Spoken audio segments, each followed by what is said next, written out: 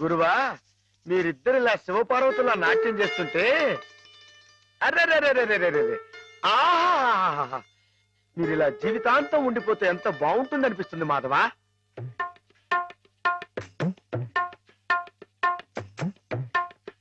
మాధవా, ఏం చేస్తున్నావు అక్కడ? మేమిద్దరం పెళ్ళేట ఆడుకుంటున్నాం. పిల్లలు ఆడుకుంటున్నారా? నరితే కొట్టు వేదవా. నీ ఎంత వచ్చాయండి, మా ఎంత వచ్చాయండి. ఇంకోసారి ఇలాంటి ఆలోచన వచ్చిందంటే తాట వెళ్తేస్తాను, జాగ్రత్త. ఏమా మావాడి పెళ్ళం ఆయన శ్రీపతి, నువ్వు ఆడుకోపో. నన్ను తిడతారే? ఈ ఆట ఆడదాం రమ్మని హేమే పిలిచింది. హేమా హేమకేమా అన్నా ఉంటే చెమడాలు కొడతాయి, జాగ్రత్త. పాలేరుని హేమని పేరు పెట్టి పిలుస్తావు. అమ్మాయి గారు అని అను. అను అమ్మాయి గారిని. అమ్మాయి గారు, అమ్మాయి గారు. మాధవ, హేమమ్మ విషయంలో నా కోరిక సబబుగా లేదా? మనకు అర్హత లేదురా. అసలు అలాంటి ఆలోచన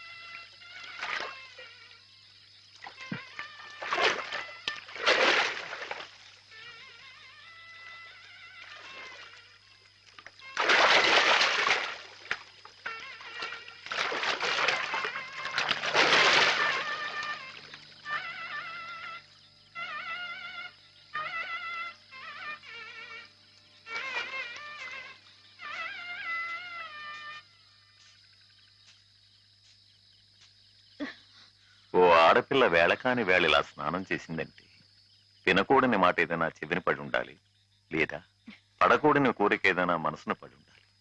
అవునా అమ్మా? రాత్రి శివుడి వేషంలో ఉన్న మాధవ్ పక్కన నేను పార్వతిలా నిలబడాల్సి వచ్చింది బాబా.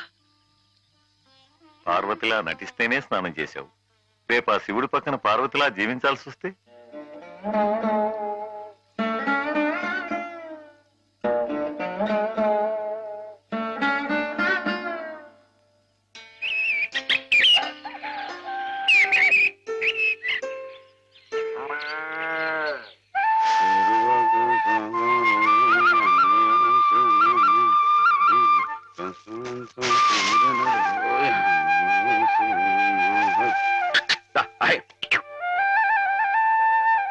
హేమా, పెద్ద ముత్తైదువులు ఆ చీరేమిటి?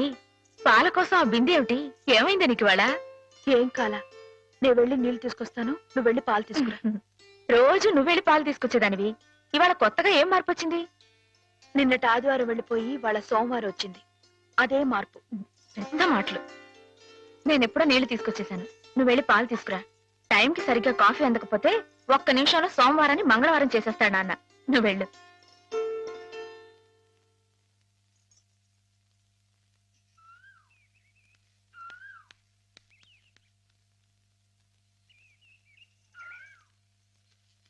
రండి రండి.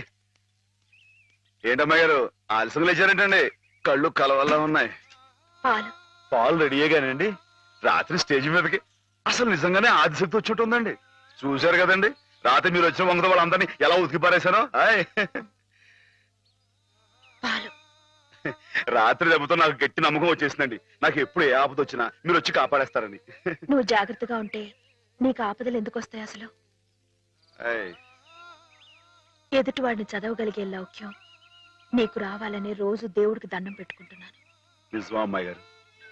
రోజు నా గురించి మీరు దేవుడికి దండం పెట్టుకుంటారా?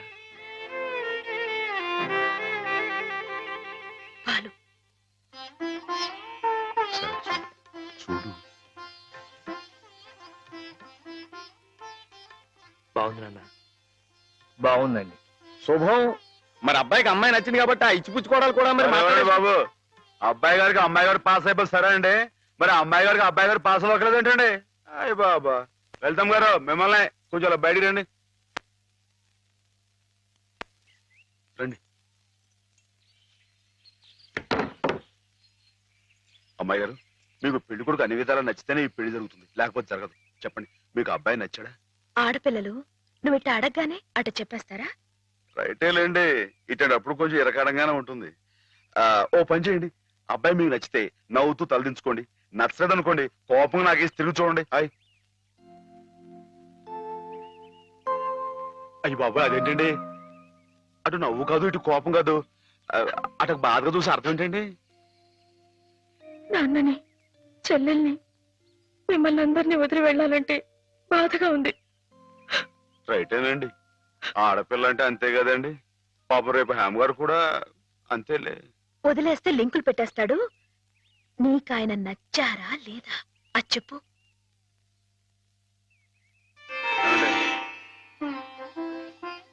పాస్ అయిపోయినట్టే. మా అమ్మాయి గారికి అబ్బాయి గారు పాస్ అయిపోయారండి. ఇక పెళ్లి ఏర్పాటు చేసేసుకోండి. శుభం.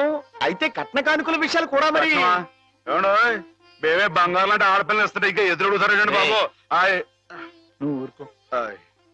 సంతలో పశువుని పెట్టి బేరం ఆడినట్టు నన్ను మధ్యలో పెట్టి బేరం ఆడడం నాకు సుతరాం ఇష్టం లేదు. నేను అలా బయట నుంచి ఉంటాను, మీరు మాట్లాడుకోండి. మా వాడు చిన్నప్పటి నుంచి అంతేలేండి. కొన్ని పద్ధతులున్న మనిషి, మధ్యతరగతి వాళ్ళం కదా. తప్పని తెలిసినా కొన్ని బాధ్యతలను నెరవేర్చడానికి కొన్ని పనులు చేయక తప్పదు. మరి ఏమంటారు బావగారు? అవన్నీ ఎందుకండి? ఆ పుచ్చుకునేదేదో ఒక ముక్క మా మనసులో వేయండి. ఒక 50,000 అయితే సబబుగా ఉంటుందంటారు. హాయ్. సరే బావగారు, మీ సంబంధం మాకు నచ్చిందండి. త్వరలోనే ముహూర్తాలు పెట్టుకుందాం. వస్తామండి. నమస్కారం. విన్నావటే 50,000 కట్టం కానీ ఒక క్షణం ఆలోచించకుండా ఒప్పేసుకోండి మీ అన్నయ్య గారు. అంతటితో ఆగుతుందా? లాంఛనాలని అవని ఇవని ఇంకా అమాం బాపతు ఇంకో 10,000 దేగుతుంది. కాస్త డేకితే మాత్రం తప్పే ఉందండి. మంచి సంబంధం అనుకున్న తర్వాత. హాయ్. ఒరే డబ్బు గురించిన ఆలోచన ఎందుకు బాబు గారు? ఈ ఇంటిని అమ్మేస్తాను. జోకులు వేస్తున్నారా బాబు గారు? లేదయ్యా, నిజంగానే అమ్మేస్తాను. తాతల నాటి ఆస్తి ఈ ఇంటిని అమ్మేస్తారా? అవును బాబు గారు, నాకు కుర్రాడు నచ్చాడు, అతని క్రమశిక్షణ నచ్చింది. ఈ రోజు లెక్కల ప్రకారం వాళ్ళు ఏమీ ఆకాశంలో లేరమ్మా. చాలా సబబుగానే అడిగారు. అయినా రేపు మీరు మాత్రం అడగరా? మీరు అడగకపోయినా నా బాధ్యతగా నేను ఇవ్వద్దా చెప్పండి? అందుకే ఇంటిని అమ్మేసేయాలనే నిశ్చయానికి వచ్చాను. మీ ఎరుకలో ఏదైనా మంచి బేరం ఉంటే చూడండి బాబు గారు. కాస్త ఇంటిని శ్రద్ధగా చూసుకునే మనుషులను చూడండి.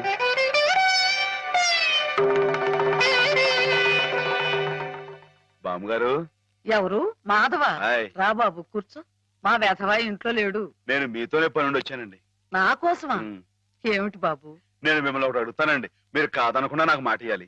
ఏమిటది? ముందు మాట ఇవ్వండి, తర్వాత చెప్తాను. సరే మాట ఇస్తున్నాను. ఏమిటో చెప్పు. ఇదిగోండి, ఈ డబ్బు తీసుకోండి. డబ్బా? హాయ్. ఎందుకు? ఇది మీ డబ్బుగా బాబు గారికి మీరు ఇవ్వాలి. నా డబ్బుగా బాబు గారికి ఇవ్వాలా? హాయ్. ఎందుకని? లలితమ్మ గారికి మంచి పెళ్లి సంబంధం కుదిరిందండి. 50,000 దాకా కట్నం అడిగారు. ఆ డబ్బు కోసం బాబు గారు ఇల్లు అమ్మేస్తున్నారు.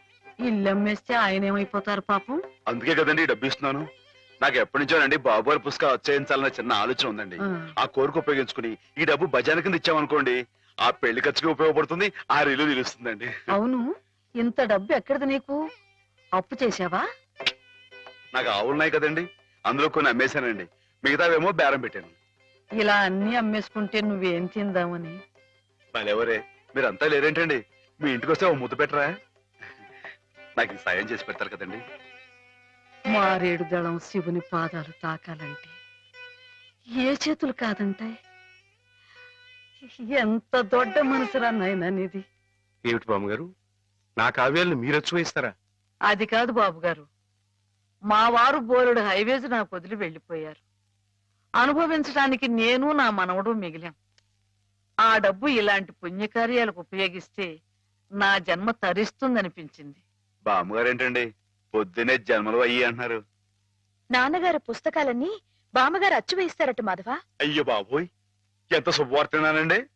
అండి బాబు గారు, ఇక రామాయణం మహాభారతం పక్కన పేటేసో కూర్చుంటాయి మీ పుస్తకాలు. అయ్ కానీ నా పుస్తకాల మీద మీకు రాబడి పెద్దగా ఉండకపోవచ్చు బామ్మగారు. మాకు పైసా రాబడి రాకపోయినా పర్వాలేదు బాబు గారు. ఒక మహాకవి రాసిన అపురూప గ్రంథాలు వెలుగు చూడాలి. మీరేమిటో, మీ కళానికున్న శక్తి ఏమిటో 10 మందికి తెలియాలి. ఏం మాధవ? లక్ష విలువ చేసే మాట అన్నారండి. ఆ మాటతో పాటే భజానాగా ఇంత ఇప్పించేస్తే ఈ విషయం పాస్ అయిపోద్దండి. మాధవ, బేరాలు ఆడడానికి భజనాలు పుచ్చుకోవడానికి ఇది నువ్వు పశువుల సంతకెళ్ళి చేసే పశువుల బేరం అనుకున్నావుటయ్యా? ఇటువంటివి నచ్చవు నాకు. రైటే బాబు, ఎప్పుడు ఆవులు గేదెల మధ్య గడిపేవాడిని. అంతవరకు ఆలోచించాను. తప్పే. మాధవేం తప్పుగా అనలేదు బాబు గారు. మీకు ఎంతో కొంత ఇవ్వటం మా బాధ్యత, ధర్మం. ప్రస్తుతానికి 50,000 అట్టి పెట్టండి. ఇప్పుడు ఎందుకు బామ్మగారు? రేపు పుస్తకాలన్నీ వచ్చైన తర్వాత ఏకమొత్తంగా ఇద్దరు గాని ఉంచండి బాబు గారు. పెద్దమ్మాయి గారి పెళ్ళని కూడా అనుకుంటున్నారట కదా, దేనికైనా అక్కడికి వస్తుంది. బామ్మగారు మాట కాదనకండి బాబు, ఉంచండి. మన అవసరం పాస్ అయిపోతుంది. ఇచ్చేయండి.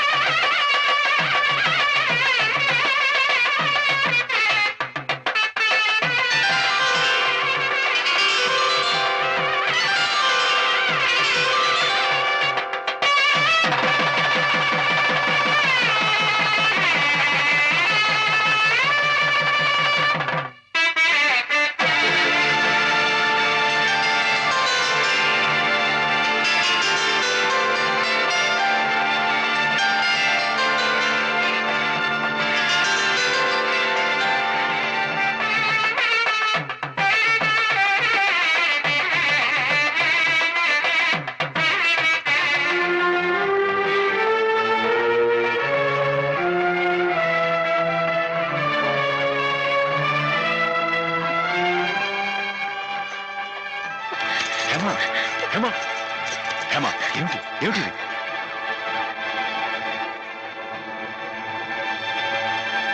ఏంటండి అమ్మాయి గారు, ఏమైందండి? ఏం లేదు.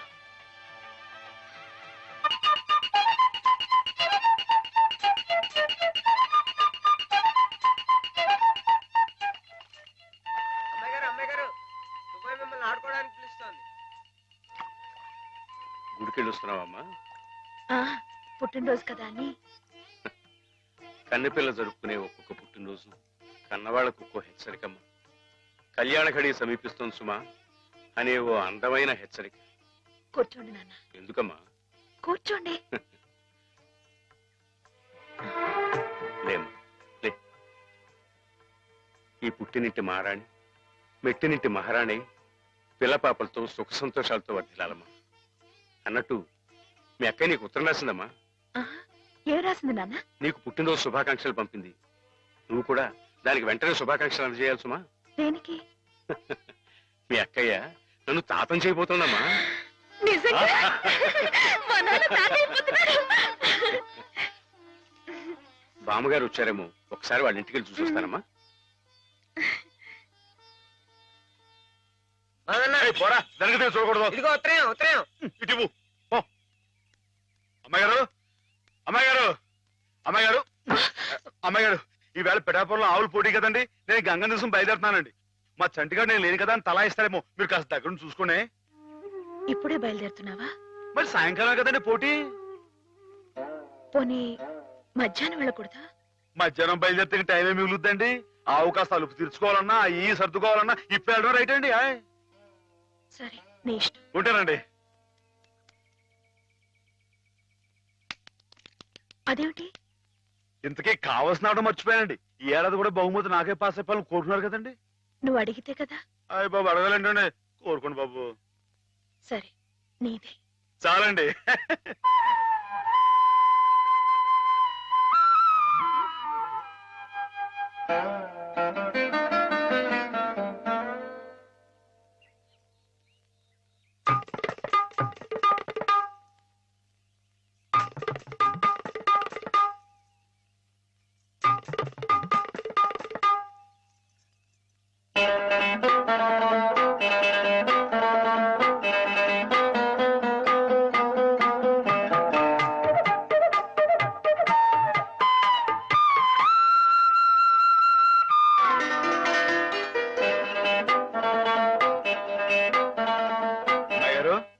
అమ్మాయి గారు, అమ్మాయి గారు, అయ్యో ఇంకా పడుకున్నారేంటండి?